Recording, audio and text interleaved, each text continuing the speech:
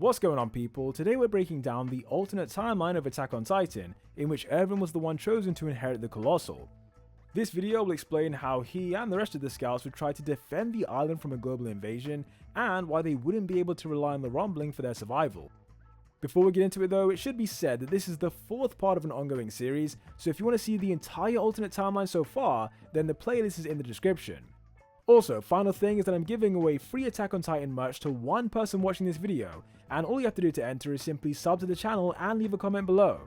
As long as you are subscribed, your comment has a chance of being randomly selected, just like this person who won the previous giveaway we did.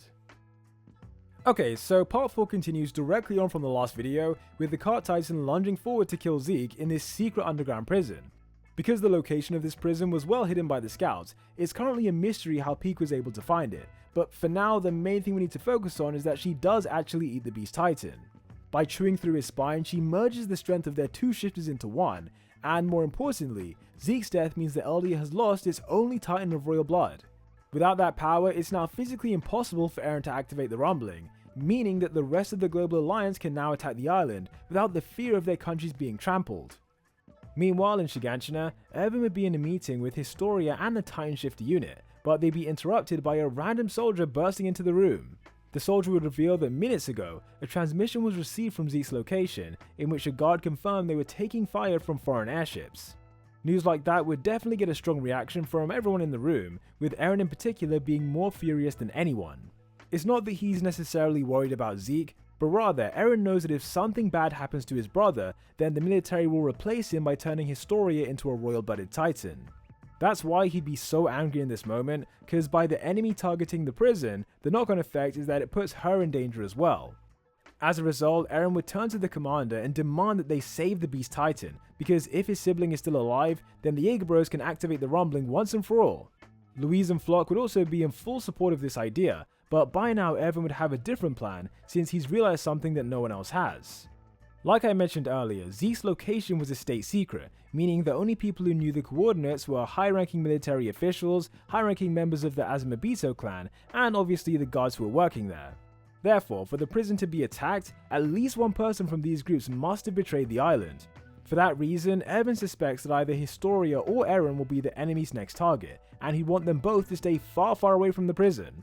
Instead, the commander himself and Floch will be the ones to travel to the jail to potentially save Zeke, while all the other shifters will stay behind to protect the Queen. Now, switching over to the Global Alliance for a second, after receiving confirmation of Zeke's death, the rest of their forces would begin approaching Eldia from the south. These forces would include dozens of powerful warships, as well as a fleet of aircrafts that would be making their way towards the walls. On board one of these aircrafts would be Willy Tiber, who has a personal grudge against Eren for killing his sister back in Liberia. As we saw in part 3, part of the reason he helped to form this global alliance was because he and Pete wanted to avenge their family who were murdered by the scouts. In Pete's case, she now has that revenge for her father's death after killing both Zeke and Jean, but Willy's revenge won't be complete until they finally deal with Eren himself. Anyway, about an hour later, the Alliance's airships would arrive in Shiganshina, causing the local civilians to go into mass panic. Huge crowds of innocent people would run away from the invasion, and it wouldn't take long for the sounds of their screams to be heard inside the fort. This place is where the shifter unit would be watching over Historia, but after hearing all the chaos outside, Eren would go to the window to take a look. On the streets, he'd see thousands of his fellow islanders running for their lives, while in the sky there'd be a bunch of foreign soldiers parachuting out of airships. Immediately, Eren would notice a few strange things about these soldiers, with the first being that they have large mysterious packages strapped to their backs. From a distance, it'd be hard for him to tell what exactly these packages are, but given there are so many of them, it's obviously not going to be anything good. Within minutes, the enemy would then use these handles to maneuver themselves so that every single one of them lands on top of Walmaria. In that way, the whole of Shiganshina would now be surrounded by enemy fighters standing on the wall, which sets the stage for the next phase of this attack. Through the window, Historia and the others would watch on in disbelief as the mysterious packages turn out to actually be people. All across the wall, the Alliance soldiers would force these people to kneel in front of them, in a moment that would remind Eren of things he's witnessed in his father's past memories. Just like in those memories, the people in the present day would be violently injected against their will, indicating that they're most likely subjects of Ymir. Following the injection, their bodies would be kicked towards the ground, which is a 50-meter drop, and as they fall down, the entire district will light up from literally every direction. A second later, countless pure titans would rain onto the houses below, causing many civilian casualties just from the impact alone.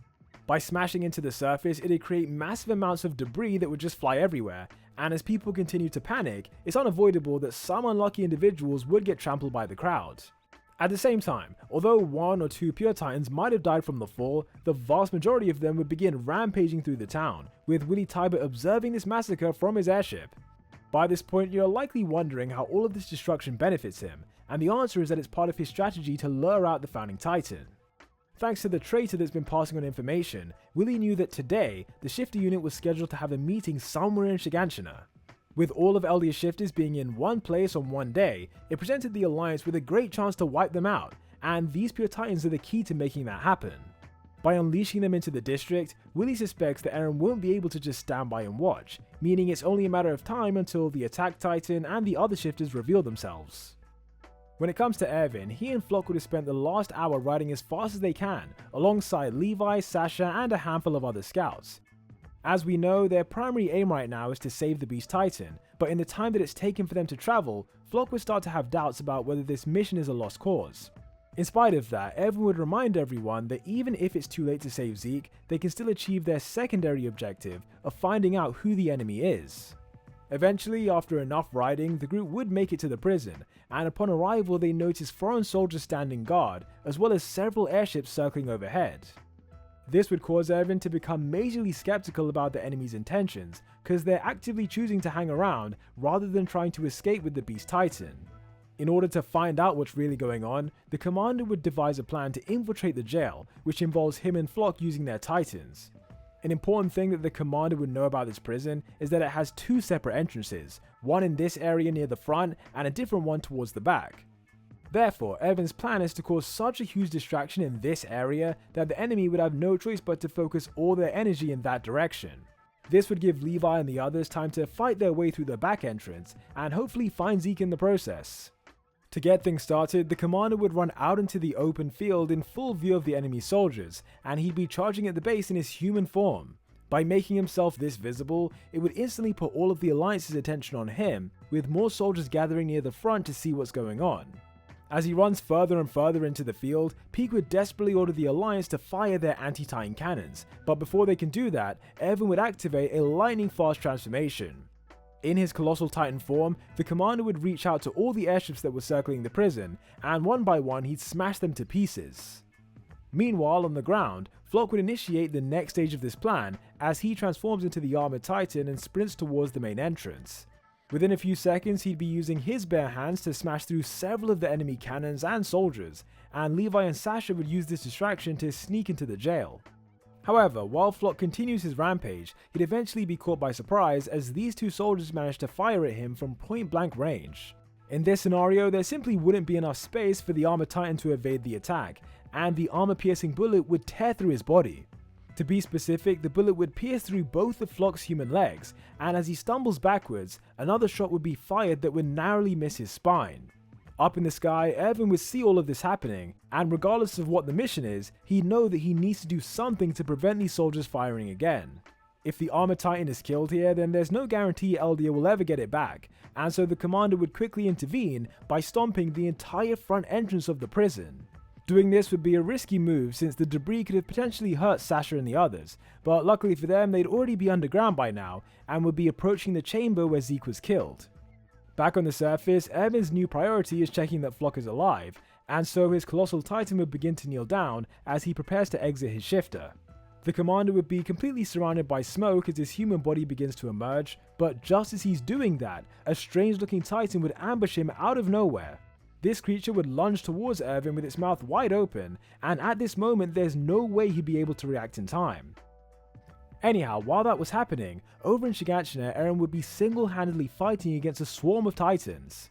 Considering that in this timeline he's had over half a year to practice with his Warhammer abilities, it shouldn't be too surprising that he'd know how to create a handful of different things. In this particular situation, he'd use the hardening to generate a sword, as a weapon like this makes it very simple to decapitate the pure titans. Simultaneously, inside the fort there'd be a ton of scouts getting themselves ready, with Mikasa being desperate to join the action before Eren gets himself killed. In a different section of the fort, Historia would be looking out the window as the attack titan continues to fight, and she'd be thinking back to the last conversation they had before he left. During that conversation, Historia would have begged him not to go outside, as she'd have a much more effective way of stopping the enemy. Her proposal was that right now they turn her into a Titan of royal blood, which would allow Eren to use the coordinate like he did 4 years ago. With that power, he'd have been able to take control of all Titans in Shiganshina and stop them from eating people, and Eren would even have to acknowledge that this is the most rational thing to do. However, when it came down to it, he wouldn't be able to accept the idea of her being sacrificed, especially after he's already lost so many people who were close to him. That's why he'd run outside to fight the Global Alliance by himself, because he knew that the longer he stayed inside the fort, the more likely Historia would be to give herself the injection.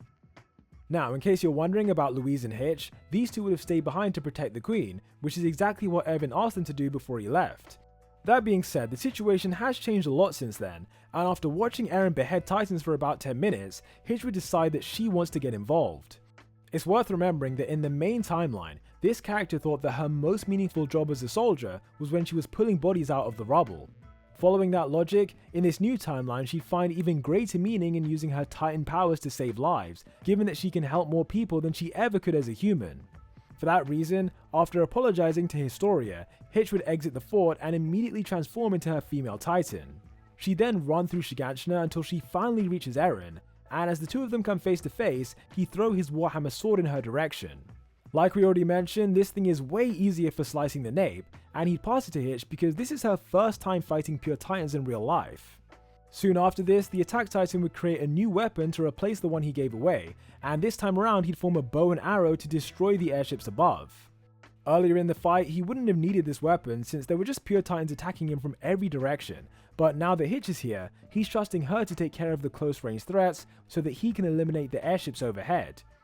From above, Willy would have been watching all these events unfold, and up till this point he'd have found it really disturbing to see Eren using his dead sister's abilities. In spite of that, with the Attack Titan now using the bow and arrow, Willy would realize that there isn't any more time to stand around, and he'd get the ball rolling on the final phase of his revenge plan. Seconds later, both he and Magath would parachute out the sky, and as they descend towards Walmaria, Eren would use his arrows to blow up all the remaining ships.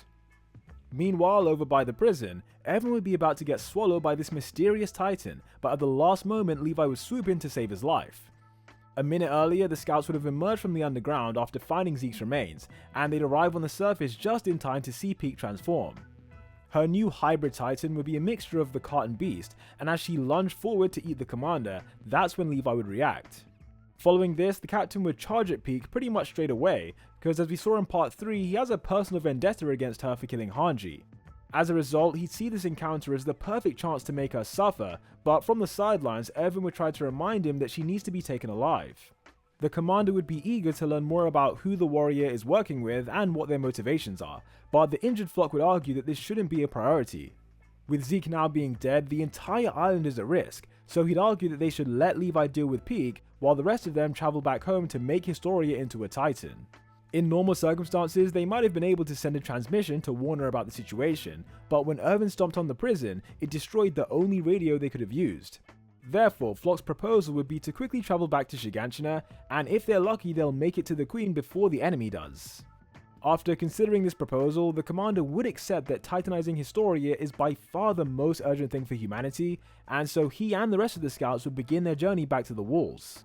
At the same time, Levi would be left with the sole responsibility of defeating the Cart Titan, and Erwin would give him orders to bring her back alive if possible. Switching back to Eren and Hitch, these two would continue to stand strong against the Pure Titans, and they'd be supported by dozens of scouts all across the district. However, what nobody on the ground would be aware of is that on top of Walmaria, Magath would be finished setting up his anti-Titan sniper rifle. Just like in the main series, this character would want revenge for everything that happened in Liberia, but beyond that, he'd also want to save the world by defeating the founding Titan. Of course, the problem here is that if Magath was to just kill Eren, then the founder would be inherited by a random Eldian baby somewhere in the world. That might potentially cause trouble for them in the future, so the better option is for the Alliance to steal the coordinate for themselves. The first step to making that happen is for Eren to be eaten by one of these random Titans, and Magath would need to use his rifle to set things in motion. To start things off, he'd aim for the Attack Titan's head and fire off a super precise shot that would disable Eren's ability to move. This would leave him incredibly vulnerable, but the Pure Titan still wouldn't be able to get close due to the female Titan constantly wiping them out. In order to solve this issue, Magath had asked for his rifle to be reloaded, and after a few seconds of concentration, his next shot would blow out the female Titan's nape. This bullet would completely shred through Hitch's human body, killing her almost instantly, and inside the fort, Louise and Historia would have been watching the whole thing. Anyway, when it comes to Levi and Peak, these two would have been fighting each other for a while, and the captain would be trying his best to finish her off. His main goal here would be to slice off her human limbs, but so far, every single time he'd get close, Peak would eject herself from her Titan and then generate a new one. Thanks to the cart having nearly unlimited stamina, she could keep going for as long as she needs to, and after doing this around 6 or 7 times, Levi would be so exhausted that he'd start to lose composure. Realizing that his reactions are slowing down, Peak would take advantage of this weakness by abandoning the fight. The truth is that she never would have had an interest in battling Levi to the death, as she was more concerned with preventing Erwin and Floch from returning to Shiganshina. Her goal would be to kill the Armin and Colossal Titans before they make it back to the walls, which would be her way of honouring Reiner and Bertolt's memory. Even though the scouts had a big head start, Peak's Beast Titan would enable her to track the smell of Floch's blood, and her shifter would be a lot faster than the galloping horse.